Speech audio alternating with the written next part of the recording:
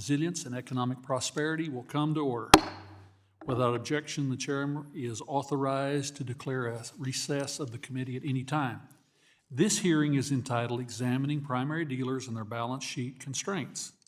Without objection, all members will have 5 legislative days within which to submit extraneous material to the chair for inclusion in the record. I now recognize myself for 4 minutes for an opening statement. Welcome to today's hearing from the Task Force on Monetary Policy, Treasury Market Resilience, and Economic Prosperity. I want to start by thanking Chairman Chairman Hill and Ranking Member Vargas and our witnesses for the flexibility in rescheduling this hearing after the government shutdown delayed our October plans. The Treasury market is the deepest, most liquid, and most essential market to the global economy. Our focus today is on the primary dealers that intermediate in that market and the regulatory and administrative burdens that constrain their ability to do so. Primary dealers facilitate trades between the Treasury, foreign central banks, pension funds, and asset managers, among others. Our market structure relies on primary dealers to ensure steady demand for the nation's debt and the effective implementation of the monetary policy. Capital requirements such as Basel III, the GSIP subcharge, and the risk incentive leverage ratios have undermined primary dealers' intermediation capacity. Robust participation from intermediaries in the Treasury market is essential to the market's ability to function well among stress and volatility. Congress must continue to evaluate the health of the markets, particularly as the capacity to intermediate does not grow commensurate to the government's ever-growing issuance of debt. Market disruptions in 2014, 2019, and 2020 demonstrate the need to examine and reevaluate the limitations and constraints regulations may inadvertently put on the Treasury market. This morning, Vice Chair Bowman testified before the full committee, and we agreed that our capital framework should not unnecessarily constrain the intermediates our market relies on.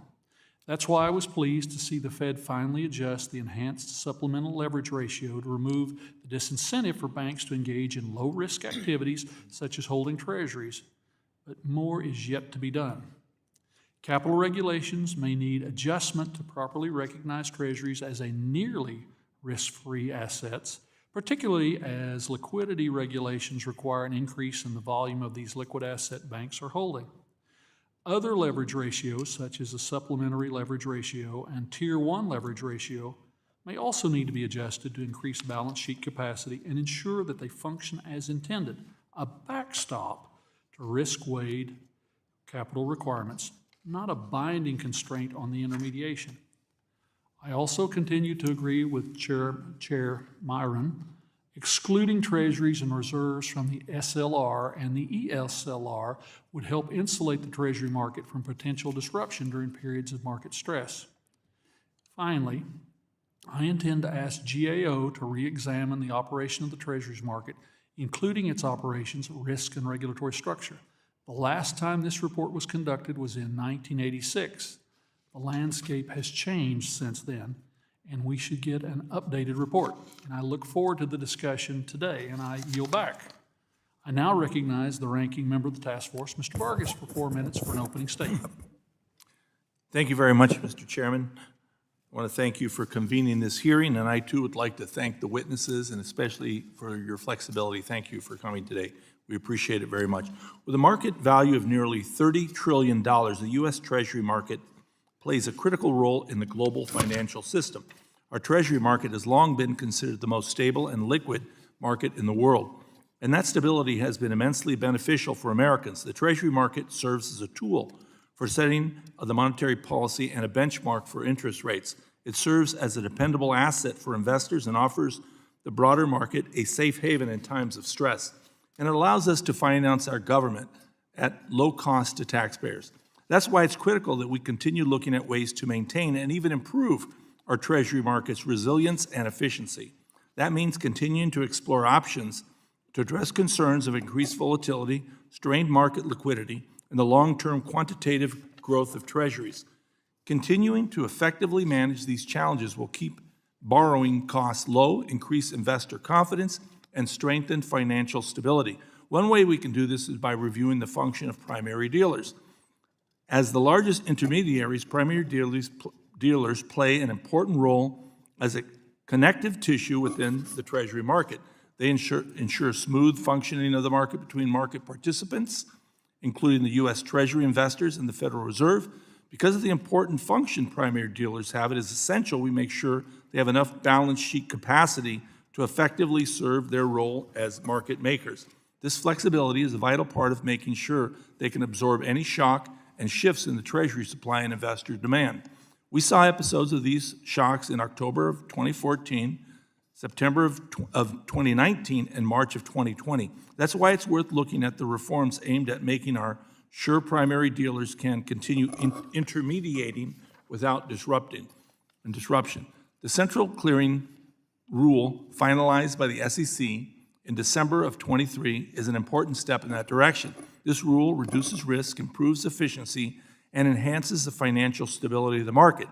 Targeted reform of the supplementary leverage ratio is also worth examining further, as the chairman noted. SLR reform has the potential to assist primary dealers in holding an increasing number of treasuries. At the same time, we should recognize one of the central sources of expanding treasury issuance is rising deficits.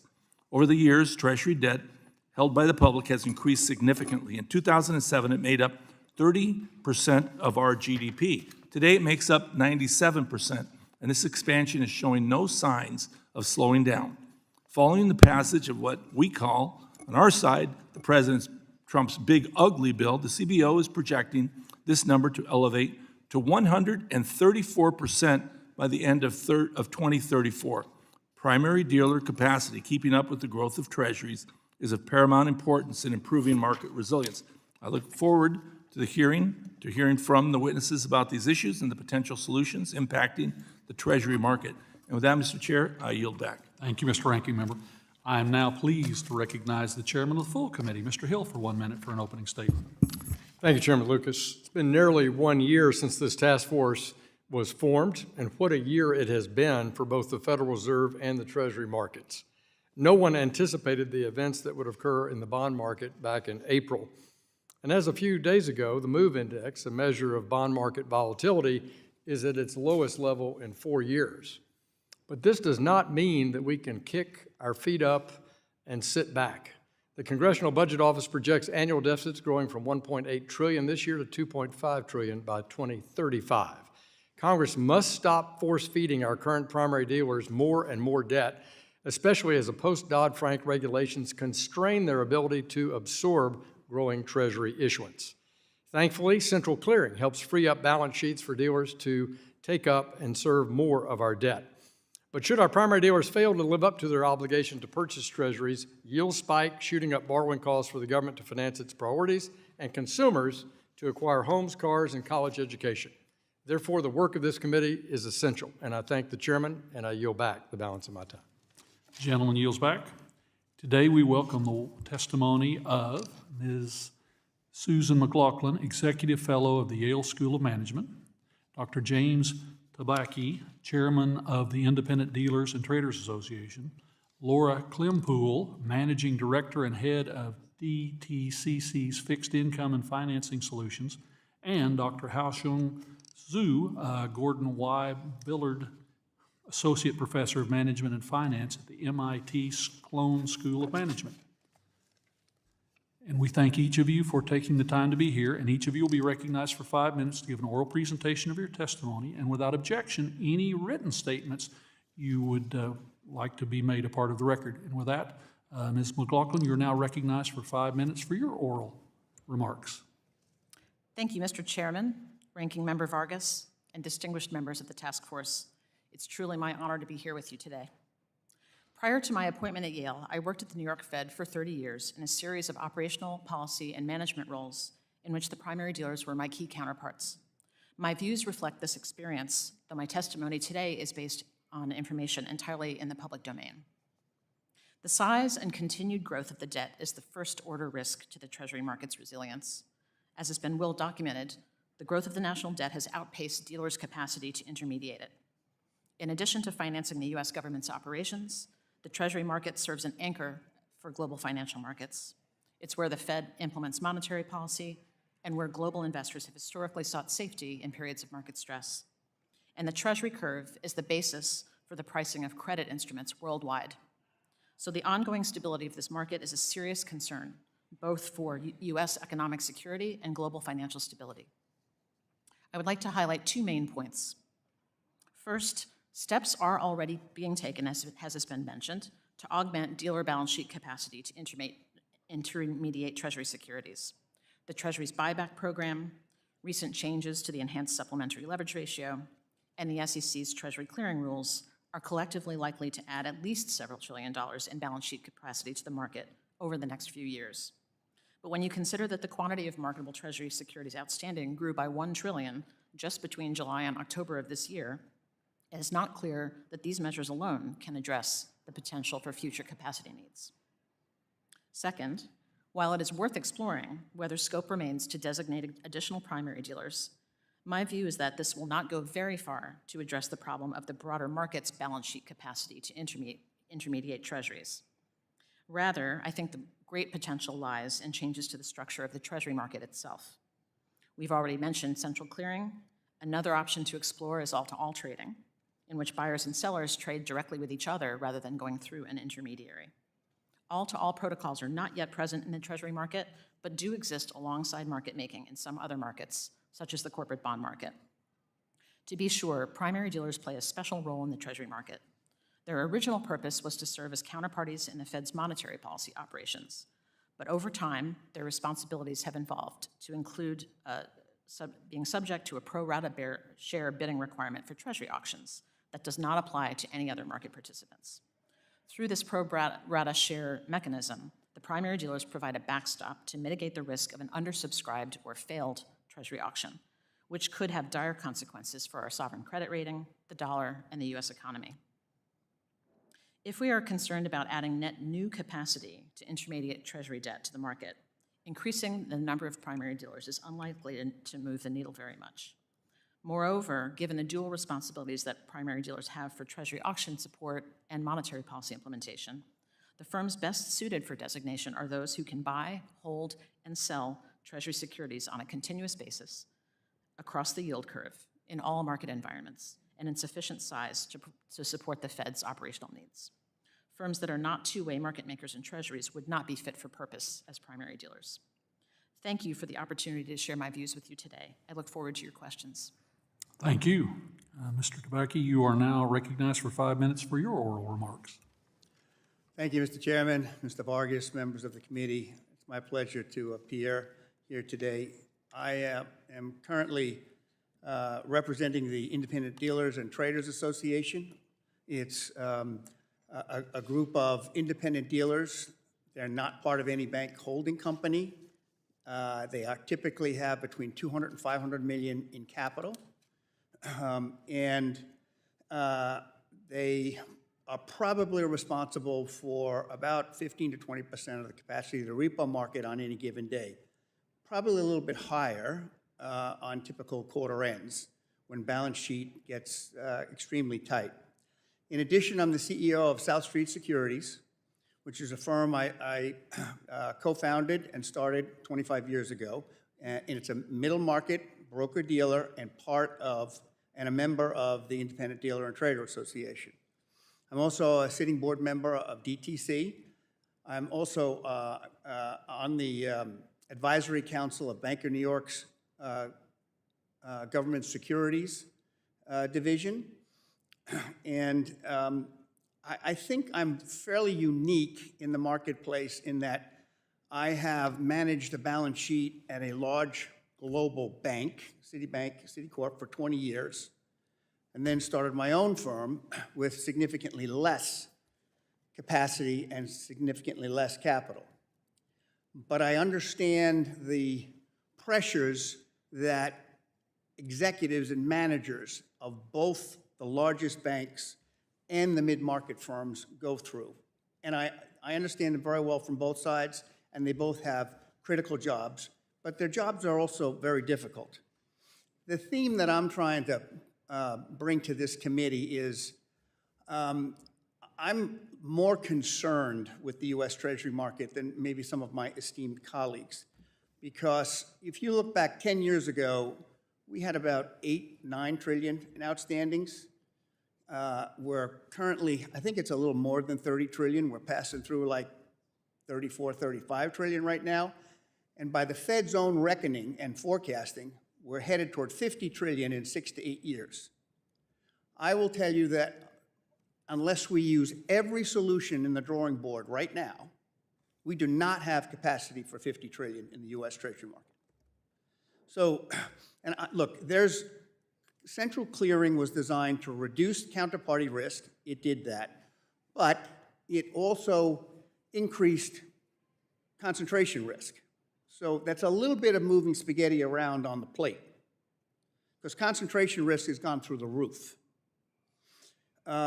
It was also designed to make the market more efficient from a balance sheet standpoint. It did that, but I have to give some kudos, and again, full disclosure, I'm on the board of DTC.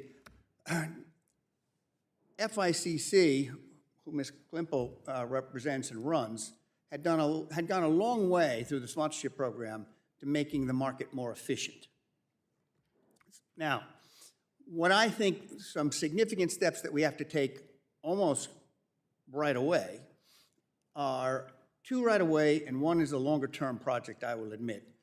1, all the major participants in the U.S. Treasury market, including regional dealers, some regional banks, need to have access to the standing repo facility.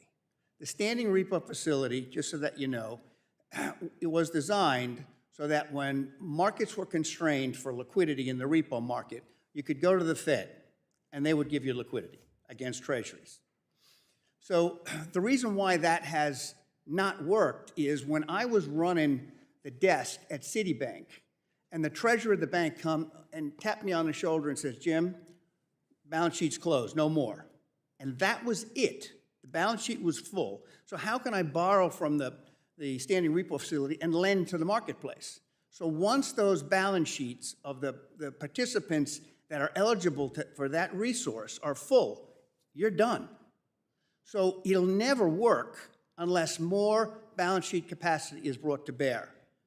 The other thing I think is really important is, and I'll get into it a little bit more because I'm running out of time, is hedge funds are not a bad thing.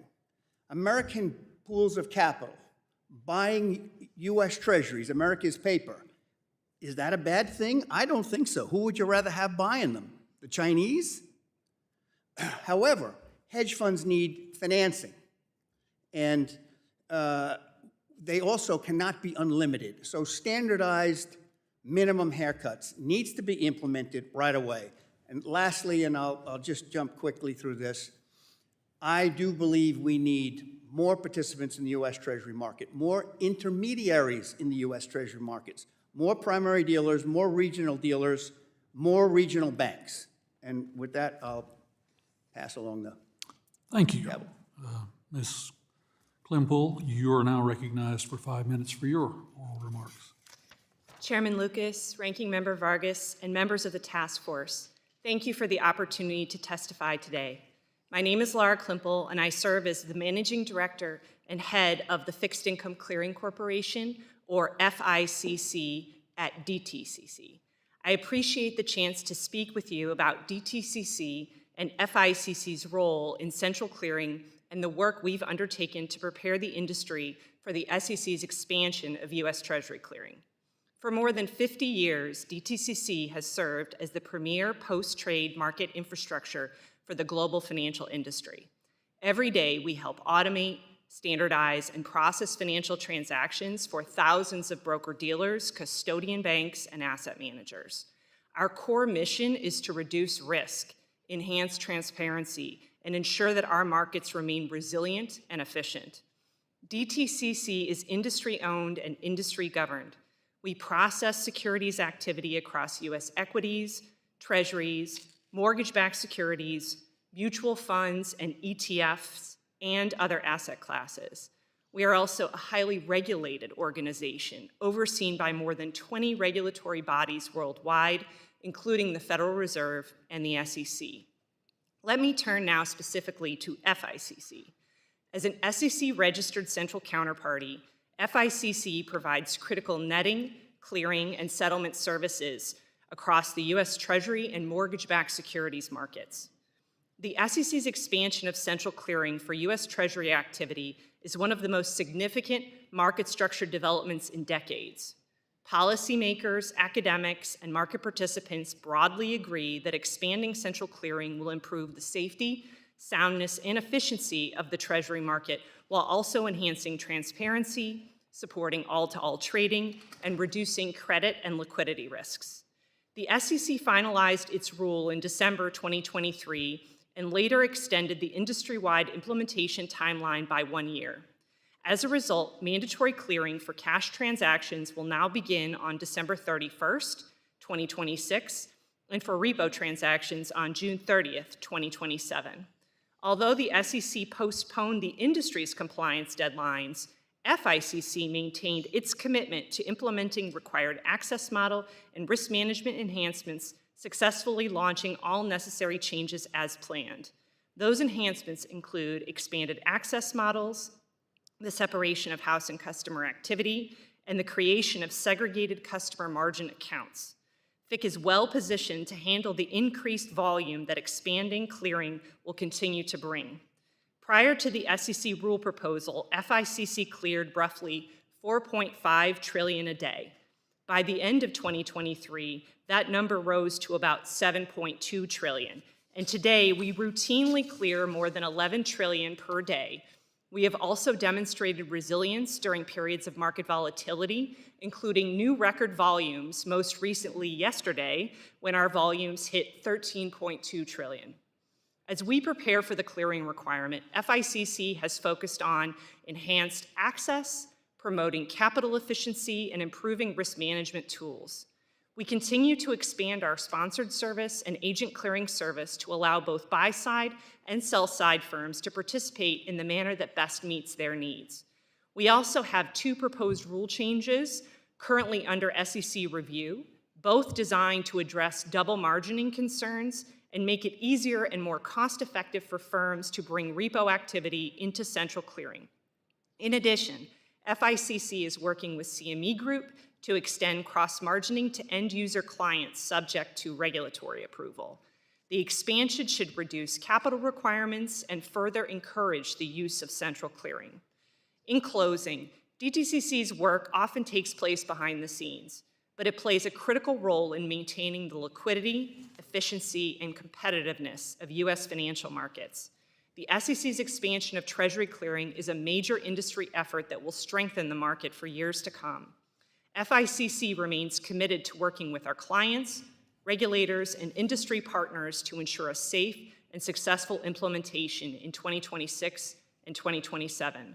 Thank you for the opportunity to testify today. I look forward to your questions. Thank you. And Dr. Zhu, you are now recognized for 5 minutes for your oral remarks. Dear Chairman Lucas, Ranking Member Vargas, and members of the task force, thank you for the opportunity to testify before you today on the critical topic of primary dealers under the balance sheet constraints in the U.S. Treasuries market. My name is Haoxiang Zhu. I'm Associate Professor of Finance at MIT Sloan School of Management. From 2021 to 2024, I had the honor of serving as the Director of the Division of Trading Markets at the U.S. Securities and Exchange Commission. I believe the most powerful policy initiative now for expanding the mediation capacity in the U.S. Treasuries market is the full and timely implementation of Treasury clearing. Additional measures that could also strengthen the U.S. Treasury market include increasing post-trade transparency of Treasury securities, enhance the oversight of trading platforms for Treasury securities and repo, and making more active use of floating rate debt for government financing. First, Treasury clearing. The central clearing of Treasury cash and repo transactions delivers 3 principal benefits. First, it substantially reduces risk. Through multilateral netting, central clearing transforms large gross exposures into small net exposures. Moreover, the clearinghouse guarantees the performance of the participants, which further mitigates default risk, limits contagion, and reduces systemic risk. Second, central clearing provides standardized and transparent risk management. And third, and perhaps most relevant for today's hearing, central clearing of Treasury repo transactions frees up a significant amount of balance sheet capacity for primary dealers and other intermediaries. Drawing on the methodology developed in my work with Nelly Liang, we estimated that sponsored clearing of Treasury repo and reverse repo at the Fixed Income Clearing Corporation has already freed up approximately $1.2 trillion in balance sheet capacity as of October 2025. Furthermore, if all uncleared primary dealer repo and reverse repo were to transition into central clearing, as of October 2025, up to $1.3 trillion of additional balance sheet capacity could be created. Second, increasing transparency. The evidence regarding post-trade transparency has been overwhelmingly positive in the U.S. fixed income market. Study after study has documented improved price discovery and a lower transaction cost for investors following the implementation of post-trade transparency, including in corporate bonds, agency debt, mortgage-backed securities, municipal securities, among others. The U.S. Treasury market has been one of the last major markets to implement and benefit from post-trade transparency. In March 2024, FINRA began dissemination on the daily frequency of transactions for on-the-run Treasury coupon securities. I believe the Department of the Treasury, the SEC, and FINRA can further enhance the liquidity of U.S. Treasuries market by continuing to strengthen post-trade transparency. Third, enhancing the oversight of trading platforms. Currently, trading platforms that meet the definition of exchange under the Exchange Act, but exclusively trade government securities, are exempt from Regulation ATS. As such, these platforms are not required to register with the SEC or be subject to regulatory oversight. The policy objective of removing such exemption has received broad bipartisan support over the last 6 years, spanning 3 different administrations. I believe completing this initiative would represent a significant positive step forward in supporting the growth and integrity of U.S. Treasuries market. Fourth and finally, more active issuance of floating rate debt. The outstanding amount of Treasury securities held by the public reached approximately $30 trillion in October 2025. That's roughly 6.5 times the level in 2005. This stark comparison actually underestimates the growth in the Treasury market in another critical metric, interest rate risk. The average maturity of Treasury securities today is about 70 months, compared to 54 months in 2005. Therefore, investors and intermediaries in Treasury securities today bear interest rate risk that is approximately 8 times as large as it was 20 years ago. Investors and intermediaries demand a risk premium for bearing such risk, which in turn translates into a higher borrowing cost for taxpayers. I believe the time is now right for the Treasury to consider reducing the interest risk of newly issued debt. Specifically, the Treasury can more actively issue floating rate debts indexed to short-term interest rate, such as the Treasury bill rate or the secured overnight financing rate, SOFR. These floating rate instruments carry significantly less interest rate risk. For example, the interest rate risk of a 10-year floating rate note is comparable to that of a 3-month or 6-month Treasury bill. Floating rate securities should also be attractive to investors whose objective is to protect the market value of their US dollar-denominated asset and reserves. In addition, floating rate debt can be structured to span a wide range of maturity dates. For these reasons, I believe floating rate debt deserves a more prominent role in Treasury issuance decisions, both for reducing interest rate risk borne by investors and for maintaining flexible management of the desired maturity structure of the Treasury debt. Thank you very much again, and I welcome any questions you may have. Thank you. We'll now turn to member questions, and I recognize myself for 5 minutes for questions. Ms. Klimpel, can you provide an update on market participants' readiness to comply with the SEC's clearing role? Should the SEC provide more clarity for firms before the deadlines go into effect, such as the scope of requirements for inter-affiliate transactions? Thank you for the question, Mr. Chairman. At FICC, we have seen over the past several years a steady trend of Treasury market participants adopting central clearing on a voluntary basis due to the economic, operational, and risk mitigation benefits that it provides. To give context, before the SEC introduced its proposed rule to expand central clearing of U.S. Treasury activity in 2022, fixed daily volumes averaged around 4.5 trillion. As I noted, we hit an all-time peak yesterday of 13.2 trillion of activity in a single day. But that being said, as Commissioner Mark Uyeda noted in his recent remarks on the progress towards implementation of Treasury clearing, there are certain issues that still need to be addressed, such as the scope and contours of the inter-affiliate exemption from the clearing requirement, amongst others. We look forward to the resolution of those open issues, as clarity on them will be key as market participants get down to the business of implementation and migrate the remaining Treasury balances covered by the mandate into central clearing over the course of 2026. Continuing with you, how does central clearing reduce systematic risk in the Treasury market, and should our regulators recognize that risk-reducing benefits of central clearing through the implementation of cross-margining for end users and corresponding capital reductions? Central clearing through a CCP like FICC offers Treasury market participants the opportunity to have their activity novated and net settled by a central counterparty, which creates various operational, balance sheet, capital, and risk reduction benefits for those firms and for the Treasury market as a whole. Extending our existing cross-margining arrangement with CME Group to end-user clients would help those end-user clients by having their offsetting futures cleared by CME and their cash and repo positions cleared at FICC recognized across the CCPs for margining purposes, which would increase margin efficiency for those end-user clients, making it more cost-effective for them to transact and smoothing their ability to migrate additional Treasury activity into central clearing. Implementing end-user cross-margining will also result in improved risk management through cross-CCP coordination in a default situation, and also increased transparency, including to the official sector.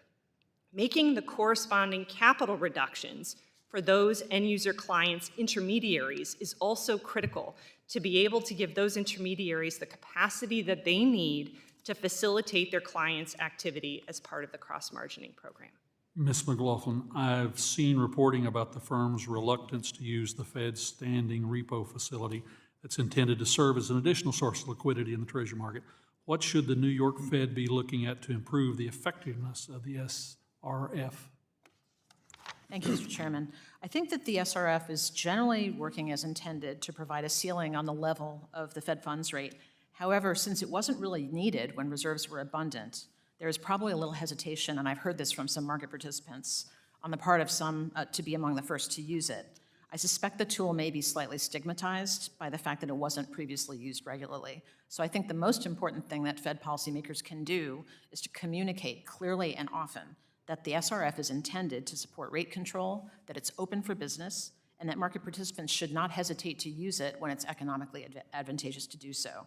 Usage in that scenario supports interest rate control and therefore supports effective monetary policy implementation. Mr. Tabacchi, demand for our debt from rate-sensitive buyers has grown as a proportion of Treasury purchasers, and we saw resulting market volatility in April of this year. How would you characterize the health and functioning of the Treasury market in light of these trends? Again, if you look at the U.S. Treasury market over the last 5 years, it's changed dramatically. Sovereign wealth funds aren't buying our paper.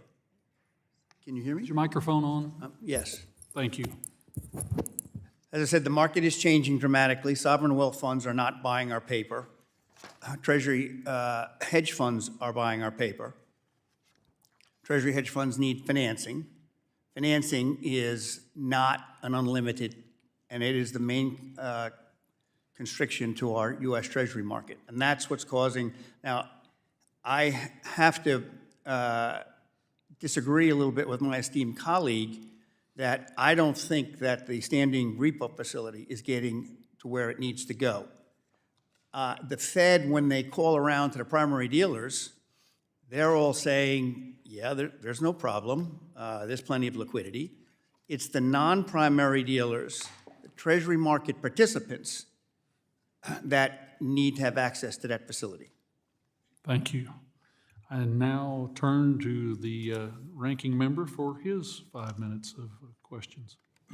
Thank you very much, Mr. Chairman. I appreciate it. Dr. Zhu, a question for you. In your research you published in July with Dr. Nellie Liang, you mentioned risk reduction and enhanced intermediation capacity as two of the primary benefits of central clearing. You also discussed how central clearing could help primary dealers free up hundreds of billions of dollars in additional balance sheet capacity. I think today I think you testified maybe 1.2 trillion. Can you explain how this central clearing rule will provide that balance sheet capacity? Yeah, thank you for the question. Happy to, to elaborate on that. According to the supplementary leverage ratio rule, whenever a primary dealer borrows money from, let's say, money market mutual funds and onward lend it to a hedge fund, that money shows up on the balance sheet if the primary dealer is a counterparty to the transaction. However, if that transaction, the two sides of the transaction both move to central clearing, the dealer is no longer a counterparty to the transaction. Therefore, that gross amount of $100 in that example would not be on the balance sheet of the dealer, therefore not subject to supplementary leverage ratio. So I think that's a very powerful tool. Central clearing is a very powerful tool in removing that balance sheet constraint. That's why we come up with these estimates. Thank you. Thank you for clarification. Now, I have a number of questions here, but Mr. McLaughlin, you caught something that really, you said something originally that really caught my attention, and that is, you said this, and I don't want to put words in your mouth, so if I misquote you, please let me know. We do not have the capacity for 50 trillion. We could do all the things on the board, we just can't get there. That's too much. Did you say that, or, oh, you said that? Yes, sir, I'm afraid I did. Oh, okay, so you don't think that then there will be enough capacity? No, I think if the mandate is implemented properly, with some considerable thought, I think it can be a fine tool toward getting us to where we need to go. The thing is, though, that we always seem in the marketplace, and look, I'm not an academic. I've just spent the last 35 years in and around trading desks. Right. So I watch the way the market moves and acts. There's the U.S. Treasury market, there's parts of it that are struggling to work. SLR, yes, that's a piece of the puzzle. We should work on changing that and increasing balance sheet capacity. Is that an elixir? Absolutely not. Okay. Well, let me do get- this, because they give us limited time here. Would anyone challenge that position to say that there is capacity for 50 trillion? Because the reason is very simple. I don't try to hide the ball. I do think that ultimately we're right. Everyone's right that you can't go on like this. The deficits are too big, that we can't do this. It's not sustainable. I don't know what level that is, but at the end of the day, it's math. Would anyone disagree with that? Can I give you an example why I think it won't work on certain days? So in September of 2019, repo rates went to 10%. Now, the reason why that happened is we had it was like the perfect storm. We had 5 U.S. Treasury securities settling. We also had quarter end, so balance sheets were already being constrained by window dressing. Right. But I think the problem is wait this, a minute. though. But no, hold on. Okay. Because you're going to a very specific thing. I want to know about capacity in general, not one day. But this Ms. speaks- McLaughlin, hold on. this Now, I'm going to speaks go to to Ms. capacity. McLaughlin. I'd like to ask her. Ms. McLaughlin, go ahead. Yeah. I don't know if 50 is the right number or some other number is the right number, but I do agree that at some point we will reach a number where it's going to be a real problem. Doctor? Arguzu? I think once we implement the Treasury clearing fully and other initiatives such as transparency and potentially having more platform oversight, I think there will be a wide variety of market participants come in, such as smaller broker-dealers, clearinghouse, trading platforms. But so it creates more capacity, but does it get up to the 50, 60 trillion, wherever we're heading? It's hard to speculate on the exact number at this point. But I think all these initiatives, that's why these are so important. At least, given the current level, completing these reforms would make the Treasury market much more resilient. But I tend to agree that in the long run, sustainable debt level is the fundamental solution. Okay. I know they give us very limited time. I just have 20 seconds. So I just want to say this. I do think that there's a problem here. And ultimately, this is math. It's math. And as insurance, as people think it's, no, ultimately it's math. And there's a problem. The politics is what creates the problem for the math, obviously, both sides. When we were able to balance the budget, created a political problem for a lot of people. And I think at some point, we're going to have to figure this out, both sides. But anyway, thank you for your testimony here today. I appreciate it. Gentleman's time has expired. The gentleman from Kentucky, Mr. Barr, who's chair of the Financial Services Institution Subcommittee is recognized for 5 minutes. Thank you, Mr. Chairman. Very important hearing about the proper functioning of the Treasury market with the growing debt load that we are foisting upon future generations of Americans. National debt is now, what, $38 trillion and growing.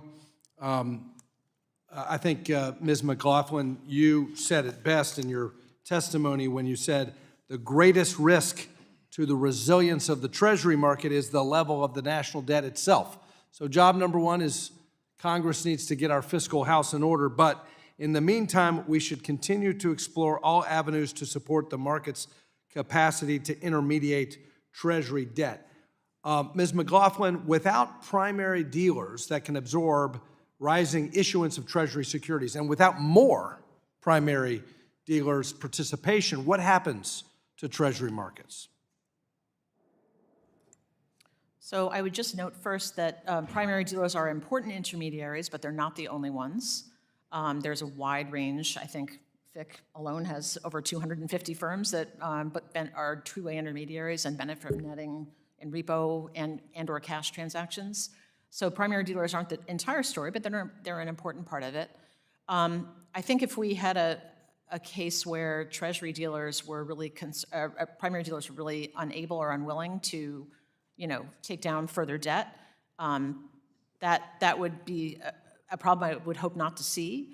I just want to make sure I'm answering your question. Can you repeat the last part? I think you are. Let me go to Mr. Tabacchi because I am interested in you finishing the analysis of what happened in September 2019.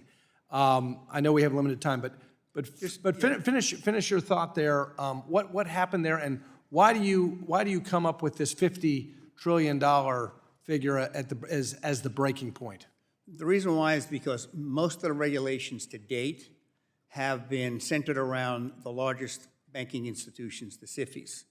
Now, the global SIFIs, for example, on that date, we had 5 Treasury issues settling. It was quarter end, they're doing window dressing, and at the same time, bombs were being dropped in the Middle East.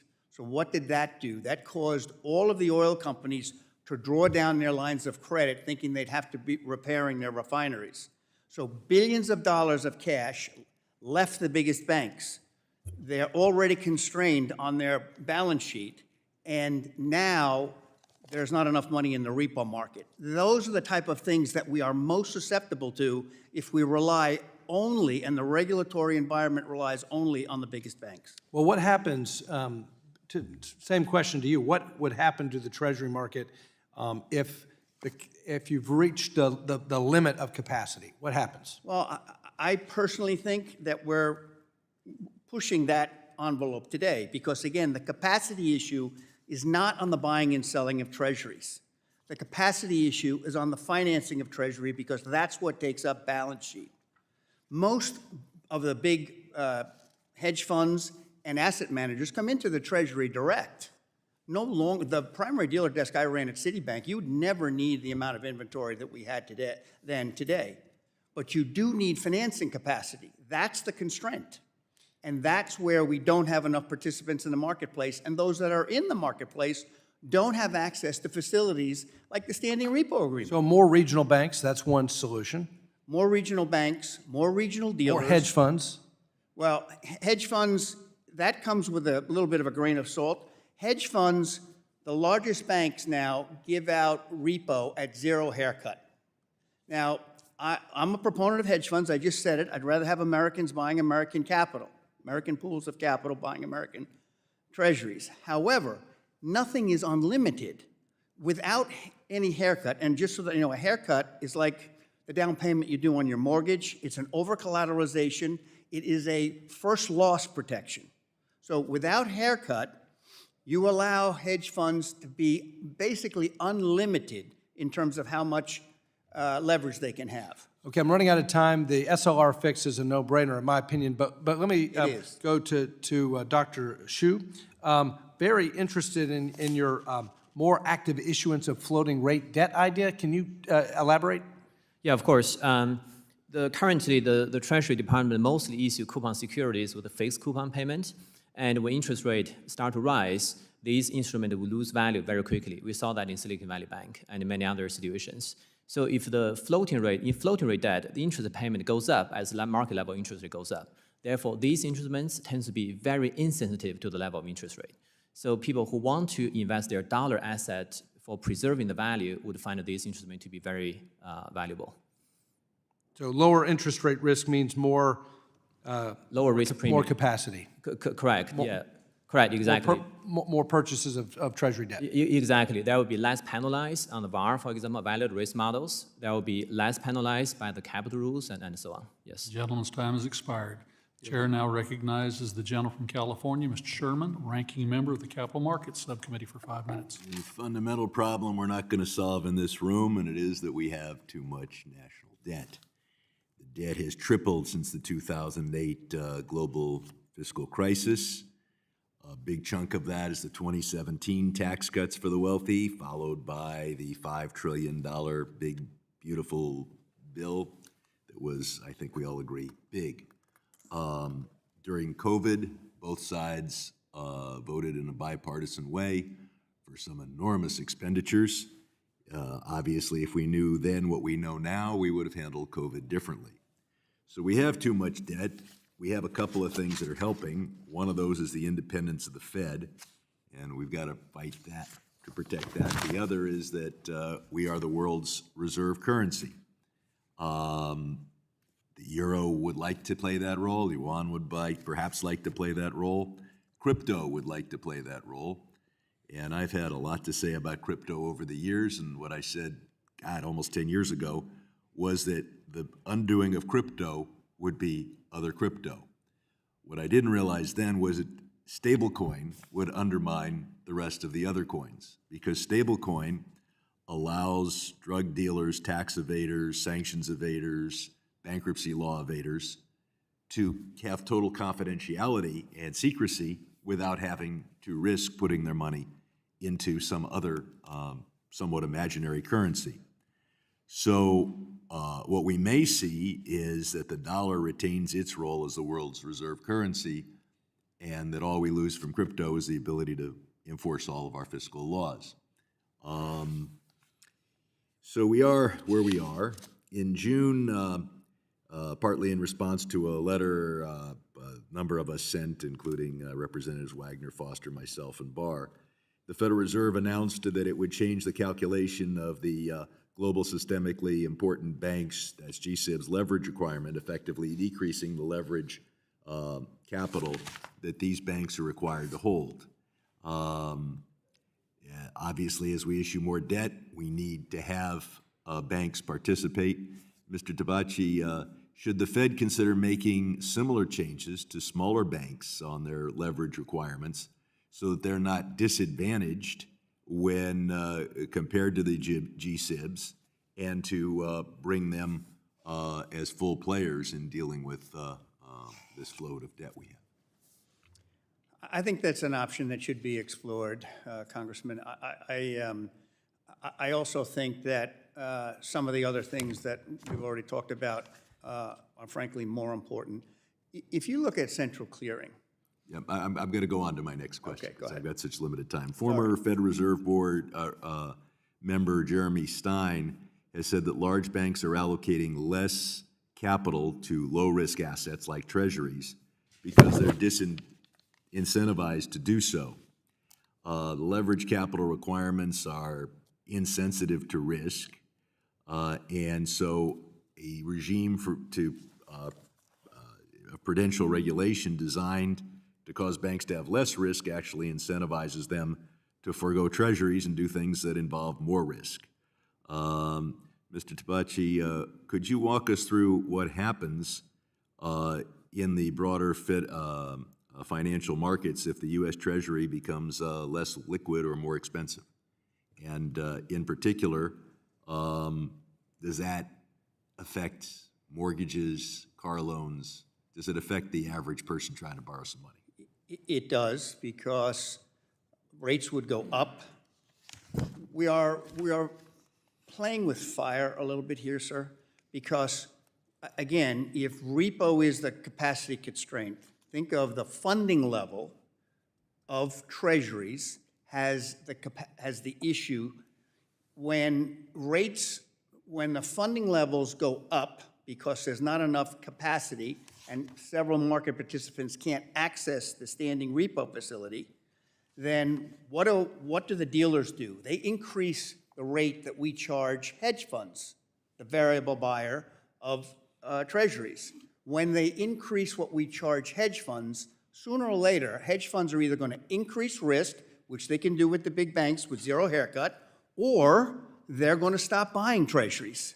I understand. I'm going to try to squeeze in one comment, and that is I think it's absurd to regulate banks in a way where, at least for some purposes, holding a corporate bond is treated as being as risky as holding a treasury. I yield back. Gentleman yields back. The gentleman from Wisconsin, Mr. Fitzgerald, is recognized for 5 minutes. Thank you, Chairman. Rising government spending has made purchasing treasuries more onerous for primary dealers, and as their balance sheets have not grown at the same pace. Ms. McLaughlin, to be clear, is it fair to say that primary dealer balance capacity issues generally did not start to develop until after the financial crisis? So what I can say is that I was not really aware of that being a discussion point before the global financial crisis, so we heard a lot more about that from market participants almost immediately after the end of the crisis. Yeah, because since '08, government debt held by the public has increased by nearly $27 trillion.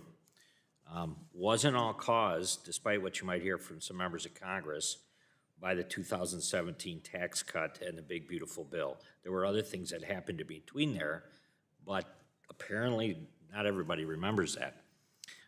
So as Treasury issuance continues to grow and primary dealers shoulder an increasing share of that demand, balance sheet capacity has become a real constraint. So, Ms. Klimpel, how does expanding central clearing help primary dealers reduce balance sheet strain and more efficiently intermediate growing volumes of Treasury securities? Thank you for the question, Congressman. Central clearing provides the opportunity for market participants to have their activity novated to a central counterparty, such that when they're intermediating activity between two different dealers or between two different clients, they can post-novation face off against the same counterparty, which in our case is FICC. That same counterparty creates a unique opportunity to take balance sheet netting on that activity, which is much more difficult to do outside of central clearing. That balance sheet netting creates capacity, both in terms of reduction of capital charges and otherwise to free up room and capacity on the balance sheet for market participants to continue to transact, which increases liquidity in the system. So if I understand you, then would central clearing enhance primary dealers' capacity to perform kind of this role without compromising the market and its stability? Yes, that's correct. Very good. Mr. Tabacchi, improving balance sheet flexibility is essential for sustaining deep and resilient Treasury markets. Can you explain what, in your opinion, what regulatory or legislative adjustments would best maybe enhance dealers' ability to support the Treasury issuance? Any comment there? Sure. First of all, we have to broaden the participants in the U.S. Treasury market. I always hear that, all to all, which has also got a place in the U.S. Treasury market, but nobody wants an intermediary until they need one in a crisis, someone to take you out of your position. So we need more intermediaries of whatever. We need more dealers, we need more primary dealers, and we need more regional dealers. And we have to find ways to incent more intermediaries into this market. And everybody has got to be lifting this burden of $50 trillion. It's doable, but it can't be done with one elixir or one idea or SLR, that's not going to get there. We need a lot of participation to make this work. And I'm not going to qualify at all the level of debt. That's not why we're here. As market participants and regulators, we're supposed to be prepared for what's coming. This is what's coming. This is what we need to do. We need to broaden the market. So would the burden of growing issuance, right now it's not concentrated solely on primary dealers, right? Would you say that's accurate or not? I would say it's very much concentrated on the largest SIFI banks, their primary dealer subsidiaries. The concentration in the largest banks, we're not going to solve this by just making the biggest banks bigger. That's not going to work. Okay. That's one elixir. Give them a little bit of capital relief. That will help, but it's not the whole deal. Thank you. I yield back. Gentleman yields back. The gentleman from Illinois, Mr. Caston, is recognized for 5 minutes. Thank you, Mr. Chair. I want to follow up with you, Dr. Zhu, on your exchange with Mr. Vargas. And if I'm being way too simple or dumb, feel free to tell me. You wouldn't be the first person to tell me that.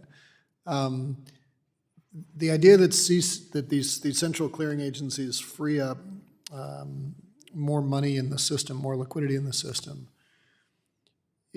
is that an accounting issue or just a risk-shifting issue?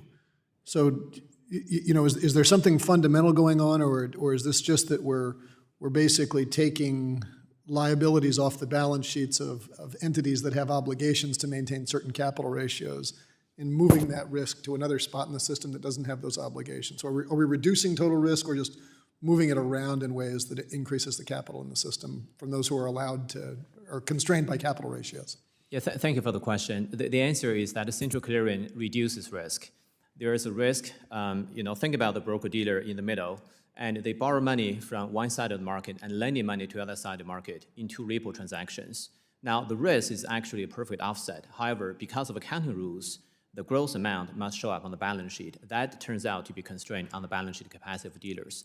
Central clearing collapses these two offsetting transactions into one, and because there's a perfect offsetting, there's a zero risk in that sense. And of course, the clearinghouse will still charge margin on the net position, but that is way smaller compared to the gross position. But I just want to clarify, because you said because of accounting rules. If I don't have a central clearing agent in the middle, am I holding more liability even if I'm on both sides of the trade? Because I've, in some gap preponderance of risk question, I bear more risk. So is that an accounting judgment primarily, or is it that that all of a sudden I have an entity that has offsetting risks that I didn't have before? In that example, it is both an accounting issue. By accounting, it shows on the balance sheet. Therefore, it triggers all sorts of capital implications. Now, of course, the dealer in the middle has offsetting risk with two counterparties, but because these are two counterparties, the credit risk cannot offset without central clearing. By moving these transactions into central clearing, the clearinghouse basically eliminates all the counterparty risk, therefore reducing the overall risk in the system and free up balance sheet. Okay, so if I think I understood that, but I'll have to think about it. If I've now reduced the risk on the primary dealers, and we'll stipulate for this example that they're GSIBs, someone who's got obligations, does that then by definition allow them to essentially have a stronger balance sheet and therefore less capital ratios before any change in SLRs? So in other words, is this redundant with a change in the SLRs, or how do you think about those two pieces together? Thank you for the question. So if the dealer is able to move that amount off the balance sheet, then that would be really helpful in reducing the SLR requirement. It essentially takes that number out of the total leverage exposure, whereas what the Federal Reserve did last week is to change the ratio, the capital ratio. These two sort of move in the same direction of relief balance sheet constraint, but I think the central clearing effect here is to remove that part of the balance sheet completely away from the calculation of the leverage ratio. But if I'm reducing my declared liability, I've changed get my math wrong here. I've changed the denominator in the leverage ratio. Exactly. Even before I've changed what the ratio is, right? Yeah, that's right. So today, the primary dealer could immediately take that amount of money sort of away from the total leverage exposure calculation by going to central clearing. In that sense, it is a pretty fundamental relief. Okay. And it doesn't really matter what the ratio is, because that part just disappears from the. Okay, I'm getting close to the end of time, but I have a sort of a simple view that the Fed provides a discount window to the banks, and then the banks provide a discount window to hedge funds through the repo market. And I do want to make sure that we're not sort of financially engineering away a more fundamental problem.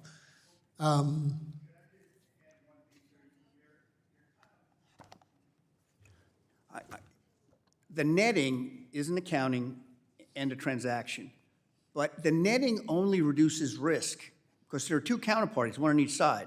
If one of them fails, there's still risk. That risk is either borne by the other counterparty or it's borne by the CCP. No, I understand, and I guess I know I'm out of time, but I'm curious, and if the chairman will indulge, if not, we'll take this in writing. Do we all agree with Dr. Zhu that the creation of more CCPs puts more transparency into the system? And if so, does that reduce some of the volatility risk in the system? And whether we're talking about the 2019 situation or the flash crash, do we reduce some of the innate volatility in a less transparent system by the creation of these CCPs? This may require a response in writing, Doctor, the nature of that question. And with that, I always indulge my friend from Illinois. Gentleman's time has expired. The chair now recognizes the gentleman from Montana, Mr. Downing, for 5 minutes. Thank you, Mr. Chairman, for holding this hearing on the important role primary dealers play in facilitating liquidity in the Treasuries market, especially now with the national debt exceeding $38 trillion. Hard to even fathom that. With our national debt so high, it's prudent to ensure demand remains high for U.S. Treasuries so the federal government can continue to finance its operations. So on the first one, we've discussed today how the increasing debt issuance has placed additional strain on the balance sheets of primary dealers. So I'm going to start with Ms. McLaughlin. Over the long time, do you consider Congress reining in our out-of-control spending the most critical aspect of reducing the strain on primary dealers? I do. Thank you. So continuing, if Congress continues to increase spending outside of investing into our economy and workers, what happens to interest rates should primary dealers simply no longer have the ability or willingness to purchase treasuries? That's for me? Yes. Yes, so I think, as we've seen in other countries, a huge level of fiscal spending can be inflationary, which can push nominal interest rates higher over time. Additionally, as we've seen in other countries with this experience, high debt levels tend to face market scrutiny and eventually result in sovereign credit risk downgrades, which increases financing costs. So yes, I think there would be upward pressure on rates. Thank you. So if the federal government cannot stop itself from spending and cannot help our banks to make it easier to buy our treasuries, the borrowing costs of my constituents and small business owners go up. So not only does government spending tax our constituents through inflation, but it also taxes them through higher interest rates. Would you agree? Yes, I would agree directionally with that statement. Thank you. Moving on to Mr. Tabacchi. Despite the growth in our national debt, the number of primary dealers has not grown with it. All primary dealers are located in major American cities or abroad.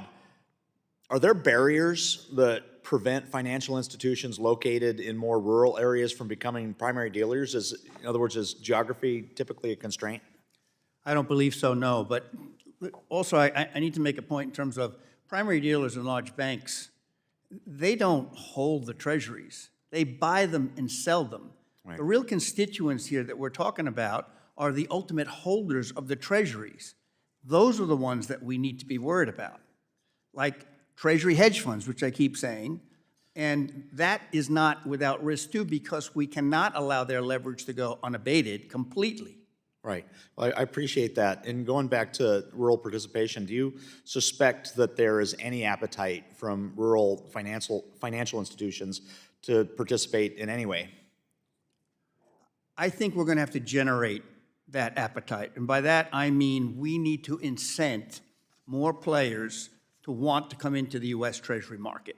I'm not sure it's, look, many of my members are in Midwestern cities, but I don't know if in real rural areas. Now, with the electronification of today, they can certainly operate there.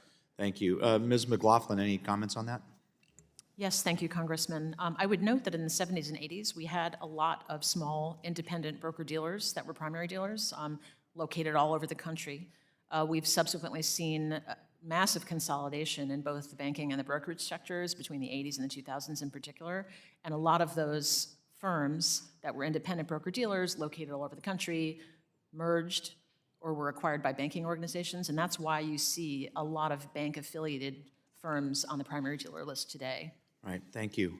So the Federal Reserve recently conducted its second monetary policy framework review, which provided an open forum and process to solicit feedback on how to improve their approach and conduct monetary policy. And in this process, they periodically hold conferences, present academic papers, and gather opinions from the public across the country. So again, to Ms. McLaughlin, given the importance primary dealers play in our financial system and monetary policy, do you think it would be beneficial if the New York Federal Reserve conducted a similar style of review on how to improve the primary dealer system, especially as primary dealers face an increasing Treasury security issuance? Thank you for the question.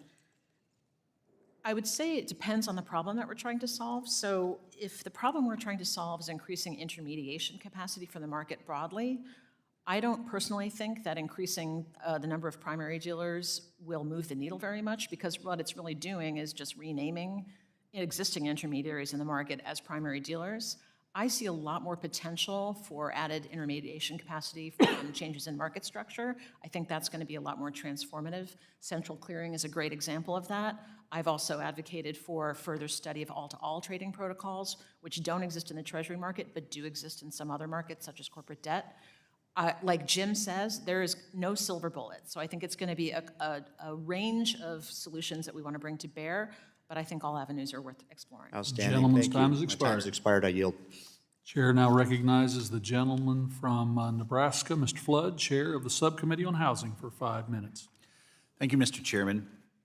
It's so fortuitous that we're having this conversation today, because last night at 7:40, I got an email from somebody I respect greatly in Lincoln, a longtime business person. And he writes, Mike, amongst our long list of issues facing our country, I think the biggest issue is our lack of willingness to deal with our growing massive debt. When do we wake up and deal with this issue? The joke of shutting down the government is a minor issue compared to an economic meltdown. Now, I don't think that shutting down the government is a joke. That is very serious stuff. But this is relevant. And part of the subtext behind our conversation about primary dealers today is a cold, hard reality that we've talked about. We have a budget problem in this country. Our debt is continuing to rise year over year. And any student of history will tell you that when debt and deficits increase fast enough, their effects start to become evident in other parts of the economy. Today's hearing covers one such example of this phenomena. Treasury market primary dealers are stretched thin when Treasury must issue more and more debt to finance the operations of our government. The more debt we issue, the more capacity required to release those notes and securities to the broader Treasury market. Let me be clear. The long-term solution here is to simply tackle the problem of overspending. We need to get our fiscal house in order. If we curb our deficit and issue less debt, less primary dealer capacity is required. Better yet, if we actually stop running a deficit and run a surplus to start paying down, that's outstanding. However, in this budget environment, a well-functioning and liquid market for treasuries is absolutely essential. And primary dealers are a very important piece of that puzzle. Mr. Tabacchi, if Treasury keeps issuing more securities and financial regulation is holding dealers back from purchasing these securities, what happens to interest rates? They're going to have to go up. I mean, you don't have to be a rocket scientist to know that one. So, Mr. Tabacchi, the President and Secretary Bessent shared a goal to lower 10-year Treasury yields to make the cost of borrowing more money affordable. They've begun addressing some of those regulations, thankfully. Would the next step, in your opinion, be to encourage the demand for Treasury securities? And if so, how could we effectively encourage that demand? Well, I think you have to make it a little bit both easier and harder, in a way, for the variable buyers of treasuries, which are treasury hedge funds. By easier, I think the funding rate right now is squeezing their spread. Now, they're the variable buyer of treasuries, and because funding rates are elevated, we're squeezing their spread. So we're playing with fire that they're not going to get tired of the treasury market and go on to do something else.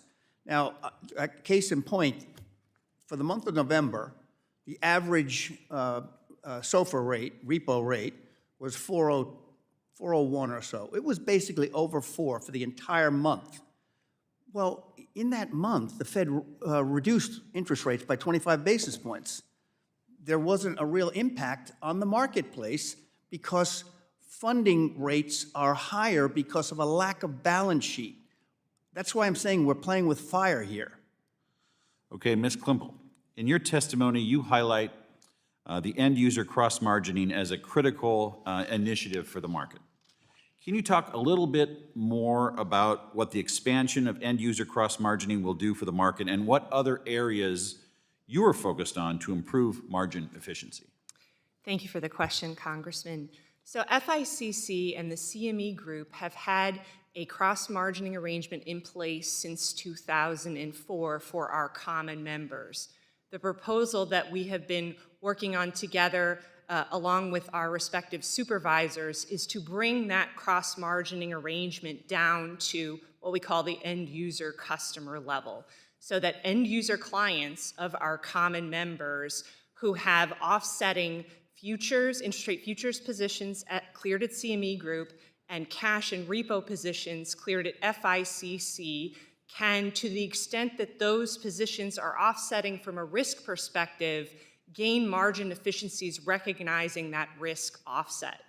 That efficiency is going to improve the capacity of those end-user customers to be able to transact Treasury activity and also smooth their implementation of bringing more activity into central clearing in connection with the Treasury clearing requirement.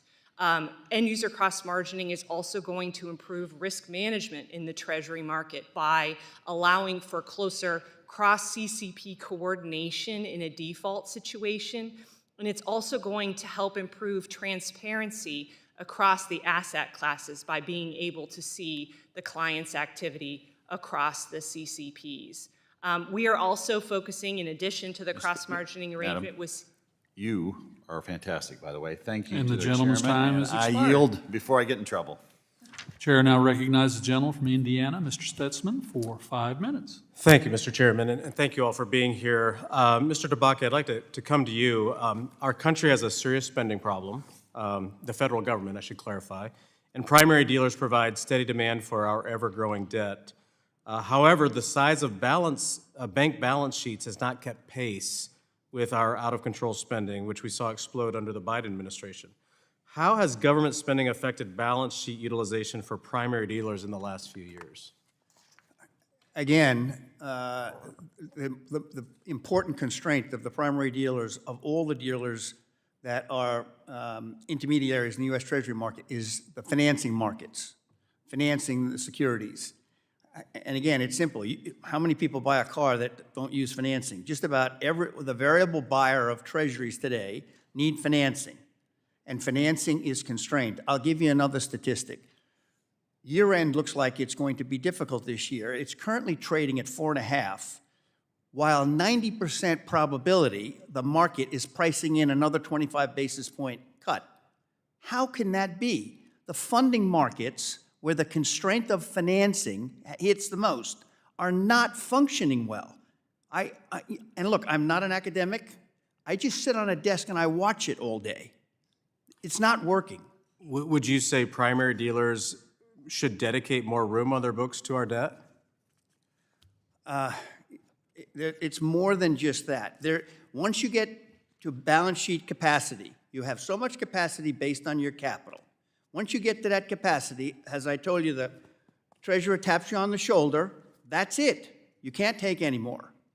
So we need more balance sheets coming into the market. If you look at the CCPs as the hub of the treasury market, the intermediaries, the broker-dealers, the primary dealers, the regional banks, those are all the spokes coming in. We need more of them because they provide the balance sheet capacity to the end user. Ms. McLaughlin, I saw you shaking your head. I want to ask you, so with the current barriers to entry, are we preventing institutions capable of becoming primary dealers from doing so? How has that number of primary dealers fluctuated over time, and what are the factors that have contributed to that number? Thank you, Congressman. Yes, the number of primary dealers has fluctuated over time. Since the primary dealer system that we know today was formed in 1960, we've seen the number go up and down. The drivers of those changes haven't actually been as much the eligibility criteria as just trends in the market structure. So for example, the number of primary dealers grew during the Japanese economic boom in the 1980s when Japanese firms were becoming global and stepping into the Treasury market to intermediate treasuries. We saw a fall in that number during the late 1990s and early 2000s as rapid consolidation resulted in the mergers, some failures, and some acquisitions of primary dealer firms. And then we've seen the number creep up again since the global financial crisis from a low of 17, I think it was, in 2008 to the current 25. Are there incentives for banks to become dealers right now? And if there are, do you think those are sufficient or attractive as they should be? So surely there are incentives. I think the answer to whether it's attractive might be different for different firms. Primary dealers do enjoy some benefits. For example, there are a number of large investors and smaller investors that only transact with primary dealers. So access to customer base might be one. Primary dealers also have access to the Fed's standing repo facility and the securities lending program, which is only available to primary dealers. And primary dealers currently have access alone to the Treasury's buyback program as well. So there are clearly reasons why some firms might want to do that, but I would also note that there are firms that are intermediaries that have chosen not to apply for primary dealer status, weighing the costs and benefits of that status differently. So are there ways that those that aren't primary dealers, are there ways that we could encourage them to purchase more treasuries? I mean, I guess, again, it's what is the problem that we're trying to solve? So if we're trying to solve the problem of balance sheet capacity, I think things like central clearing, other innovations in market structure that either add net intermediation capacity to the market or relieve demand for intermediation may be the most helpful. Can you be a small or mid-sized institution and participate? So if you meet the capital threshold, which was reduced in 2016 for broker-dealers, and you have the operational capacity, you can certainly apply and you would be considered. And if you can demonstrate that you can meet the requirements operationally and also that you have a sufficient presence in the market, you would generally be admitted as a primary dealer. Okay. Thank you, Mr. Chairman. Gentleman's time has expired. All time has expired. I would like to thank all of the witnesses for their testimony today, and without objection, all members will have 5 legislative days to submit additional written questions for witnesses to the chair. The questions will be forwarded to the witnesses for their response. Witnesses, please respond no later than January 7, 2026. This hearing is adjourned.